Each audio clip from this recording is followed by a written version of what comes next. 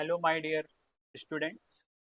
मैं अभिषेक परासर आप सबों का स्वागत करता हूं आपके अपने यूट्यूब चैनल एटीएस एकेडमी पे। फ्रेंड्स, आज का मैंने टॉपिक लिया है वो है क्लास 9 का चैप्टर 2,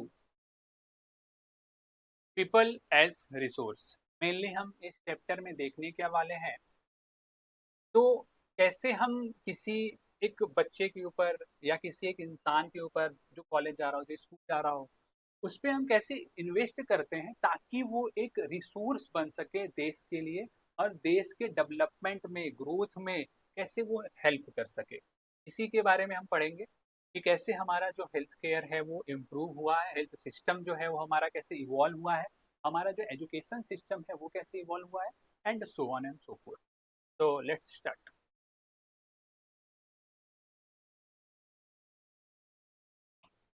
हम देखने क्या वाले हैं, तो सबसे पहले तो हम देखेंगे कि ओवरव्यू इस चैप्टर में हम पढ़ने क्या वाले हैं।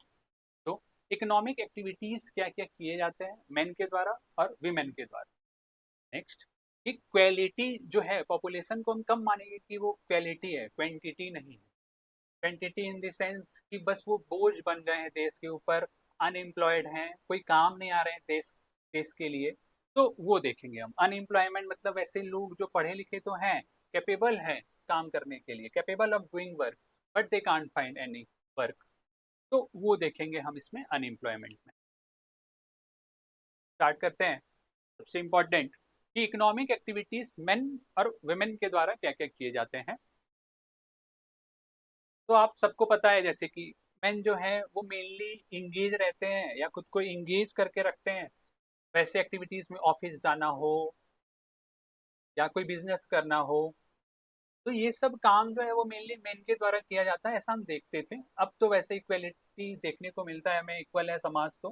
लेकिन इस चैप्टर में हम क्या पढ़ने वाले हैं वो हम देख लेते हैं कि इकोनॉमिक एक्टिविटीज जो है वो मेनली, इससे हमें पता चलता है कि इकोनॉमिक एक्टिविटीज है क्या। जहां पे हमें किसी भी तरीके का फिनेंशियल अगर गेन होता है तो वो इकोनॉमिक एक्टिविटीज, ठीक है। या फिर वैसा गुड्स एंड सर्विसेज अगर हम प्रोड्यूस कर रहे हैं जो कि वैल्यू ऐड करता है नेशनल इनकम में, तो वो भी क्या कहलाएगा, एक तरीके का इकोनॉमिक एक्टिविटी कहलाएगा। इकोनॉमिक एक्टिविटी मीन्स कुछ हम प्रोड्यूस कर रहे हैं, कुछ हम फिनेंशियल गेन कर रहे हैं, कुछ हम ऐसा काम कर रहे हैं जो देश के लिए, देश को ग्रो करने में हेल्प कर रहा है। तो वो एक तरीके का क्या होगा, इकोनॉमिक एक्टिविटी। नेक्स्ट,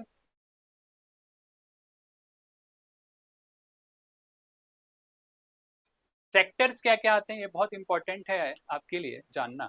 इस सेक्टर्स जो हम पढ़ते हैं, पिछले चैप्टर में मैंने बताया था कि जो सेक्टर्स हैं कि कैसे पालमपुर विलेज में लोग जो हैं सबसे पहले वो खेतों पे कैसे काम कर रहे थे, कैसे चीज़ों को प्रोड्यूस कर रहे थे। बहुत छोटे छोटे स्मॉल स्केल मैन्युफैक्चरिंग जो इंडस्ट्रीज वहाँ पे थे, या घर पे ही बैठ के जो भी लोग काम कर रहे थे, कैसे मार्केट का क्या रोल था, उसी को हम थोड़े से इलेबोरेट करके इस चीज़ों को पढ़ेंगे कि प्राइमरी सेक्टर, सेकेंडरी सेक्टर और tertiary sector, three sectors of the Indian economy.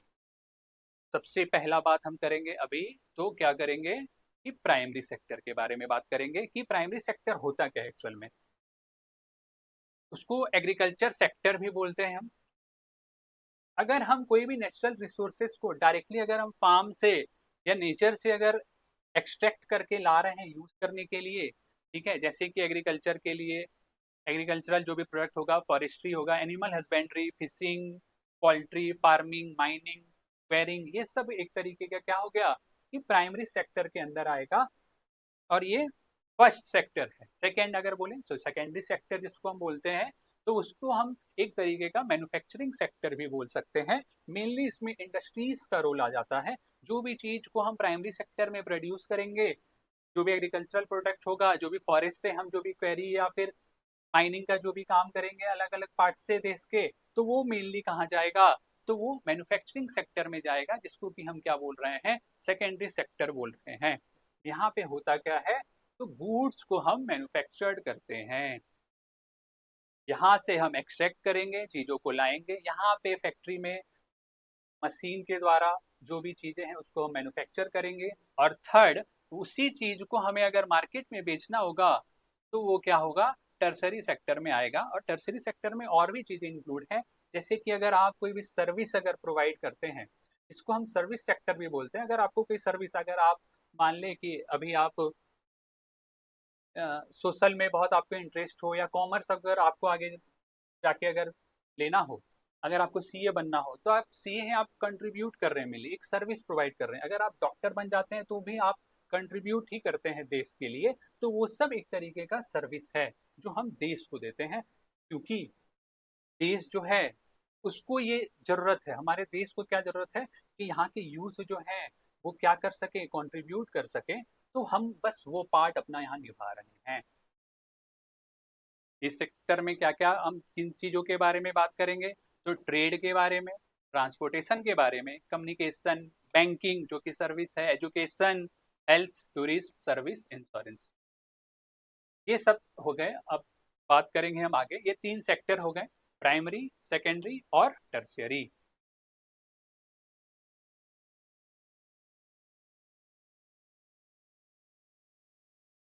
अब जो मार्केट या फिर इकोनॉमिक एक्टिविटीज जो हम देखते हैं वो 2 तरीके के होते हैं। हमने इसके पहले स्लाइड में ये देखा कि सेक्टर जो होते हैं वो 3 तरीके के होते हैं, कैसे चीज़ों को हम प्रोड्यूस करते हैं, कैसे हम मार्केट में उसे लाते हैं, और प्रोसेस उसका क्या है।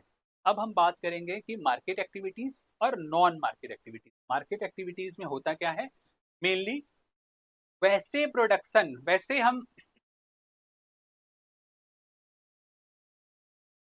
वैसे एक्टिविटीज किसमें हम कंसिडर करते हैं जहाँ पे प्रोडक्शन हो रहा हो, चाहे वो गवर्नमेंट के द्वारा हो या प्राइवेट सेक्टर के द्वारा हो। अगर हम कोई भी चीज को मार्केट में ला रहे हैं, ठीक है, या फिर अगर कोई गवर्नमेंट भी अगर कोई सर्विस देती है फॉर रिम्यूनरेशन, तो वो भी हम किसमें कंसिडर करते हैं, तो एक तरीके का वो मार्केट एक्टिविटी है।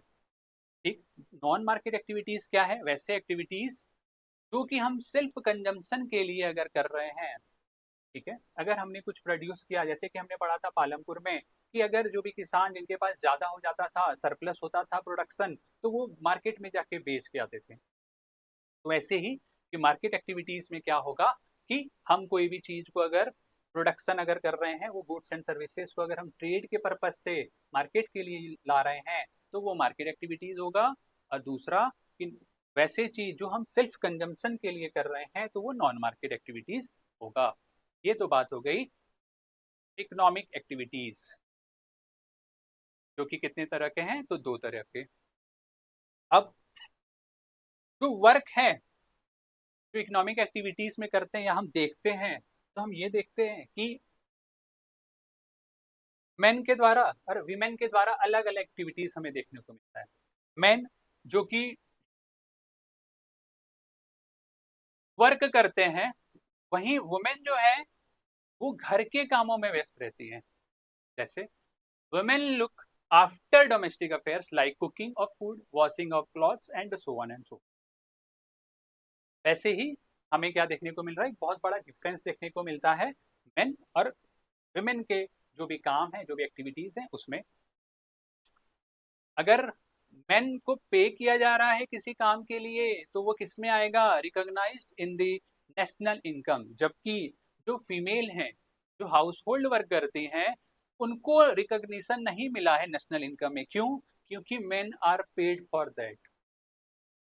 क्योंकि आदमी जो भी काम कर रहे हैं उसके लिए उसे पैसा मिलता है।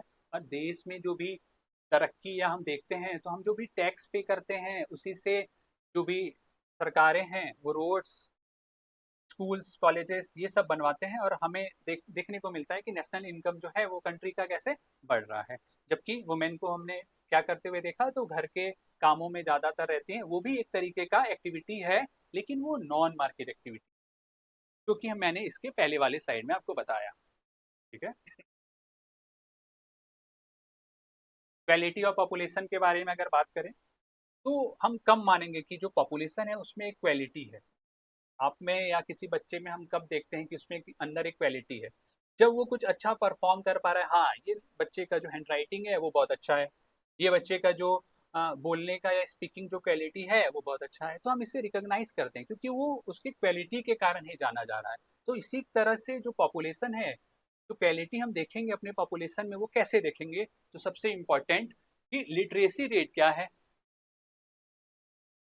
लिटरेसी रेट क्या है, हेल्थ कैसा है पूरे पॉपुलेशन का, और लिटरेट और हेल्दी जो पॉपुलेशन होगा वो हमेशा से, लिटरेट और हेल्दी पॉपुलेशन हमेशा से एक असिट रहा है किसी भी कंट्री के लिए, और किसी कंट्री के डेवलपमेंट के लिए ये सबसे बड़ा रोल प्ले करता है। अगर आप बीमार हैं तो आप असिट नहीं है कंट्री के लिए। नेक्स्ट, या आप इलिटरेट भी हैं तो भी आप क्या हैं, असेट नहीं है। अब देख लेते हैं कि कैसे एजुकेशन में हम क्या देख रहे हैं, कैसे 1951 में जो हमने देखा कि जो लिटरेसी रेट जो फीमेल का मेनली 8.86%, मेल का 27.16% और एवरेज हम देखें तो 18.33%। ये हमारा, जब हम आज़ाद हुए उसके कुछ साल बाद ही हमें क्या देखने को मिला कि हमारा जो कंट्री है वो लिटरेट नहीं है। तभी तो हमें इतने सालों तक गुलाम होकर रहना पड़ा। जब लोग पढ़ने लगे, जब विदेश जाके, चाहे वो राजा राम मोहन रॉय हो, महात्मा गांधी हो, जवाहरलाल नेहरू हो, वल्लभ भाई पटेल हो, ऐसे लोग जब विदेश जाते थे, देखते थे चीज़ों को, सीख के आते थे, वही कंट्री में अप्लाई करते थे। लेकिन और जो मासेस थे उनमें इतना वो लिटरेसी रेट या हमें पढ़े लिखे वो नहीं देखने को मिले। इसी कारण से बाद में जाके सबसे ज़्यादा जो हमने सुधार देखा है, इवॉल्व होते हुए देखा है, वो एजुकेशन सिस्टम को होते हुए देखा है।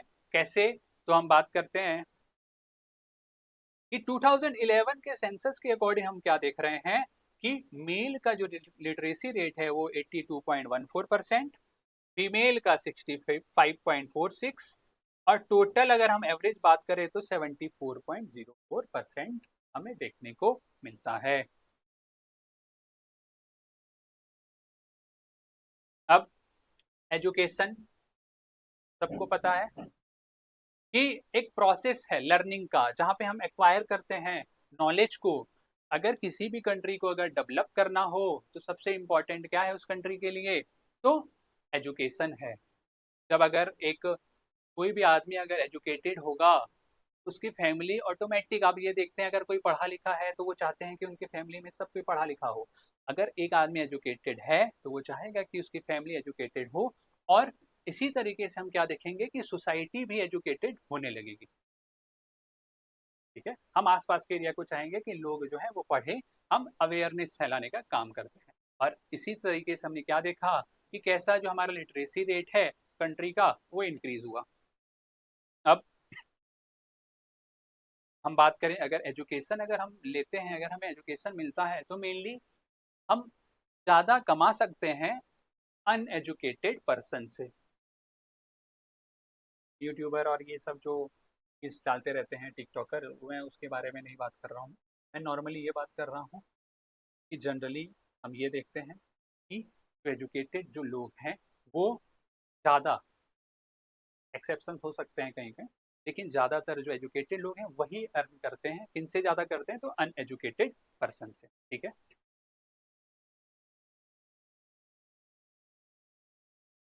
और इसी तरीके से किसी भी कंट्री का नेशनल इनकम बढ़ सकता है। ठीक,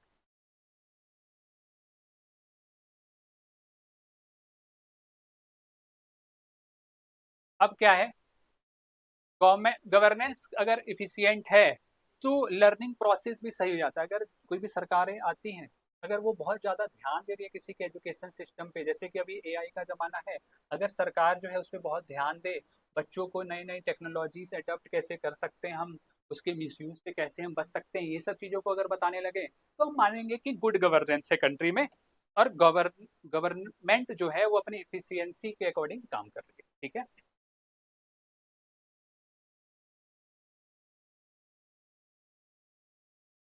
मैंने दो चीज़ों के बारे में बात किया कि अगर असेट बनना है आपको किसी देश के लिए, अगर आपके ऊपर इन्वेस्ट किया जा रहा है, तो मेनली दो चीज़ों के ऊपर हम बात करते हैं, एक तो एजुकेशन, दूसरा हेल्थ। कि अगर आप अनहेल्दी पर्सन है तो आप क्या हैं, किसी भी देश के लिए अनहेल्दी पर्सन हमेशा बर्डन ही रहेगा।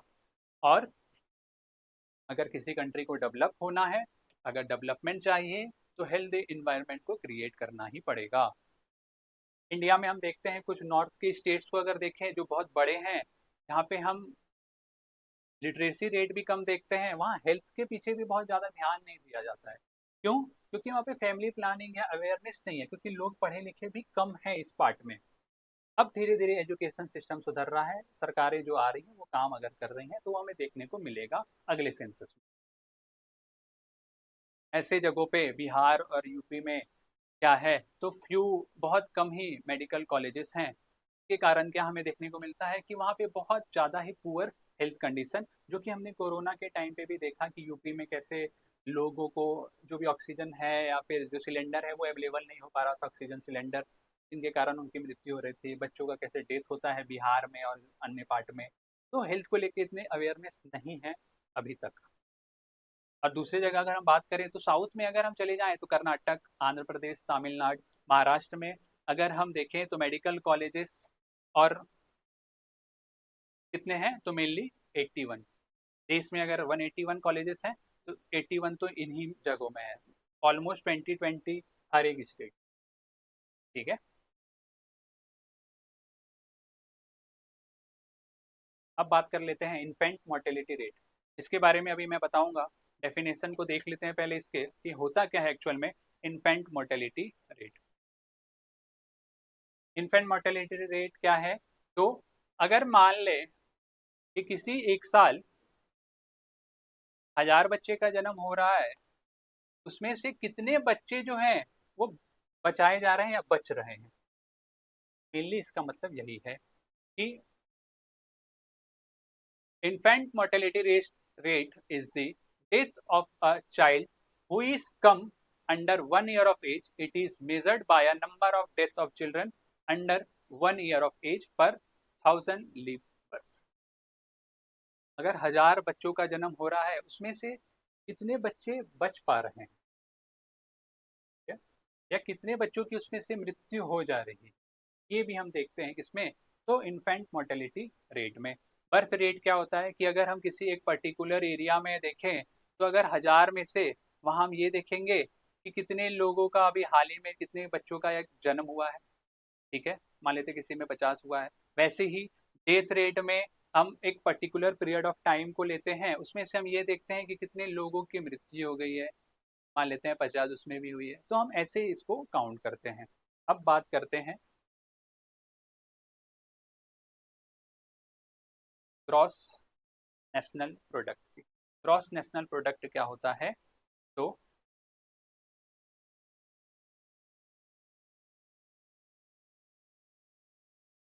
ग्रॉस नेशनल प्रोडक्ट मींस जितने भी फाइनल गुड्स एंड सर्विसेज कोई भी रेसिडेंट के द्वारा, मान लेते हैं कि कोई भी आदमी अगर इंडियन है वो विदेश में भी रह रहा है तो उसके भी द्वारा अगर वहां पे भी अगर चीजों को प्रोड्यूस किया जा रहा है तो वो मेनली ग्रॉस नेशनल प्रोडक्ट में आएगा। ठीक है, क्यों? क्योंकि गुड्स एंड सर्विसेज जो भी होगा, final goods and services by the residents of the country in a given period of time, ये हो गया एनपी। जबकि जीडीपी का मतलब क्या होता है, हमारे देश में जीडीपी का मतलब क्या होता है कि हमारे देश में जितने भी सारे लोग रह रहे हैं, चाहे वो यूएस से आया हो, चाहे वो इंडियन हो, चाहे वो नेपाल नेपाल से आया हो, अगर वो हमारे देश में रह के कोई भी चीज़ को प्रोड्यूस कर रहे हैं तो हम उसको किस में काउंट करेंगे, तो जीडीपी में काउंट करेंगे।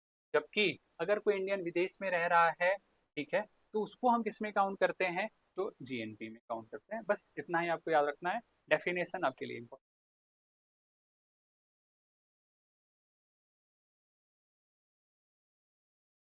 अब बात कर लेते हैं अनएम्प्लॉयमेंट के बारे में। अनएम्प्लॉयमेंट क्या है, तो वैसा फिनोमेना जब जो पर्सन है वो काम तो करना चाहता है लेकिन वो उसको उसके जो भी उसके क्या बोल सकते हैं आपकी अगर एलिजिबिलिटी के अकॉर्डिंग उसको कोई भी काम नहीं मिल रहा है अगर, तो वो अनएम्प्लॉयड है। और वो एक तरीके का क्या है, तो लाइबिलिटी है नेशन के लिए और वेस्टेज भी है मैन पावर का। अगर हम ये बोल रहे हैं कि हमारे जो कंट्री के जो लोग हैं मेनली यहाँ पे यूथ ज़्यादा देखने को मिलता है, जो डेमोग्राफिक डिविडेंड है इंडिया का वो बहुत यूथ है, मतलब 15 to 59 ईयर्स ऑफ एज, जिसको वर्किंग एज ग्रुप भी बोलते हैं, तो ये बहुत यूथ है इंडिया का। लेकिन अगर वो कोई काम ही ना करे तो वो वेस्टेज है, एक तरीके का बर्डन है। ठीक है, अब अनएम्प्लॉयमेंट जो है वो हम देखते हैं कि वो दो तरीके के होते हैं, एक तो सीजनल, एक डिसगाइज्ड। सीजनल मतलब कि बहुत सारे ऐसे किसान हैं देश में जिनको कि जहाँ तक कि मॉडर्न जो फार्मिंग मेथड है या टेक्नोलॉजी है वो नहीं पहुंच पाया है, तो वो सीजन पे ही, सीजन बेस्ड ही काम कर रहे हैं। जैसे कि कोई राबी क्रॉप ही प्रोड्यूस कर रहा है,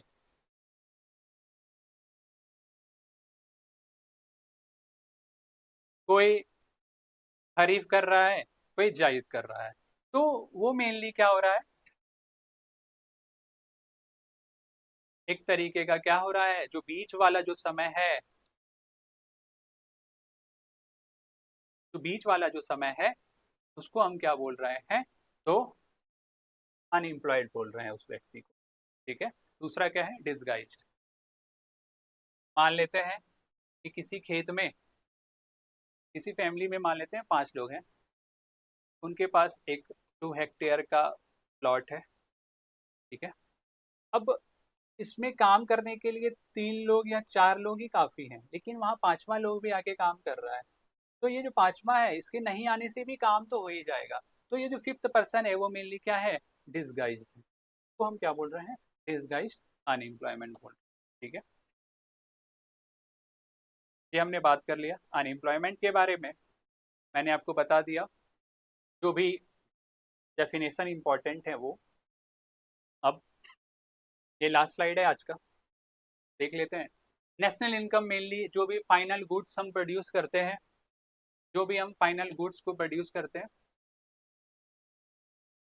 final goods and services produced by a country in a given period of time, उसको हम किस में कंसिडर करेंगे, तो नेशनल इनकम करेंगे। और नेशनल इनकम का मतलब ये है कि अगर हमने एग्रीकल्चर वाले चीज को एक बार काउंट कर लिया तो उसको दोबारा फिर सर्विस में वो गया तो नहीं करेंगे। जो भी फाइनल गुड्स बन जा रहा है एक बार जो क्लियर हो जा रहा है उसको हम काउंट करेंगे, जो मार्केट में ready to be sold out है उसको हम यहाँ पे कंसिडर करेंगे। नेक्स्ट कि ह्यूमन कैपिटल फॉर्मेशन, या ह्यूमन कैपिटल क्या होता है। ह्यूमन कैपिटल मेनली अगर आपके अंदर खर्च किए जा रहे हैं, आपके लिए अगर खर्च किए जा रहे हैं, आपके अंदर जो नॉलेज हमें डालना है, इम्बॉडेड करना है, या फिर जो स्किल के लिए हम अभी पढ़ा रहे हैं या काम कर रहे हैं, वो एक तरीके का क्या है, तो ह्यूमन कैपिटल है। और ह्यूमन कैपिटल फॉर्म हम कैसे कर सकते हैं, तो मेनली हम आपको क्या क्या प्रोवाइड कर रहे हैं। जैसे कि मैं अभी अगर आपको पढ़ा रहा हूँ तो एक तरीके का ह्यूमन कैपिटल ही फॉर्म कर रहा हूँ ताकि आप पढ़ सके, लिटरेट हो सके और देश के काम आ सके। तो वैसे ही मेडिकल केयर के लिए, मेडिकल केयर में आप पे अगर खर्च हो, एजुकेशन में, हेल्थ में, तो ये सब क्या क्यों किया जा रहा है मेनली, तो आपको एक ह्यूमन कैपिटल बनाने के लिए किया जा रहा है। और जो मैंने स्टार्टिंग में बताया था कि रिसोर्स कब बनेंगे पीपल, जब अगर आपके अंदर कोई स्किल या एबिलिटीज को डाला जाता है और आप जो हैं कंट्री के डेवलपमेंट में कोई काम आ सके, तो वो एक तरीके का क्या हो जाएगा, तो क्या हो जाएगा, तो रिसोर्स बन जाएंगे आप। और ये था हमारा आज का topic, chapter 2 of Indian economy, class 9 का। और होप कि आपको ये वीडियो अच्छा लगेगा, और इसको लाइक करें, शेयर करें, और हमारे ATS चैनल को सब्सक्राइब करना ना भूलें। Thank you, and that it's from my side.